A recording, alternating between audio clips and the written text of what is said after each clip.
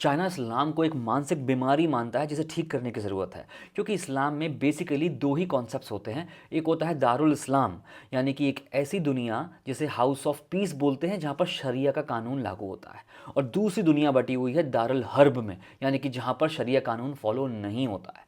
पूरे इस्लाम का मकसद दारुल हर्ब को दारुल इस्लाम बनाने का है। किस टूल के ज़रिए? जिहाद के ज़रिए। अब रिसेंटली जो ऑस्ट्रेलिया में अटैक हुए, उस पर पूरी दुनिया इतनी आश्चर्यचकित इसलिए नहीं है क्योंकि हम देख रहे हैं पिछले कुछ दिनों में जर्मनी के अंदर Christmas market squeeze down, scale down हो गए हैं टेररिस्ट अटैक के डर की वजह से।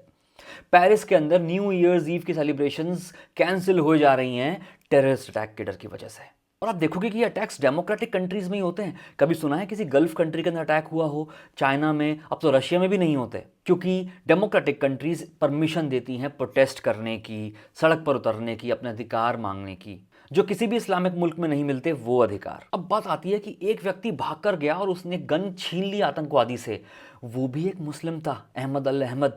एक ही किताब को पढ़ के एक इंसान जान बचाने के पीछे भाग रहा है और एक इंसान जान लेने के लिए पागल हुए जा रहा है। इतना बड़ा फर्क कैसे हो सकता है? कुछ तो गड़बड़ होगी ना। अगर इस गड़बड़ पर हम कभी बात करते हैं तो लोगों को इस्लामोफोबिक या फिर आतंकवादियों का कोई धर्म नहीं होता जैसी बातों करके चुप करा दिया जाता है, विच इज़ हाईली स्ट्यूपिड। जब तक हम प्रॉब्लम को डिस्कस नहीं करेंगे, सॉल्यूशन कैसे निकलेगा? प्रॉब्लम तो है। ऑस्ट्रेलिया में ये हमला 1996 के बाद सबसे बड़ा हमला है, और इस हमले में अब तक 15 लोगों की जान जा चुकी है, जूस और क्रिश्चियंस दोनों की। ऑस्ट्रेलिया वही मुल्क है जिसने सितंबर दिस ईयर पैलेस्टीन को एज अ कंट्री रिकॉग्नाइज भी किया था। देखा लापरवाही का नतीजा। फॉलो से किया फॉर मोर सच अपडेट्स।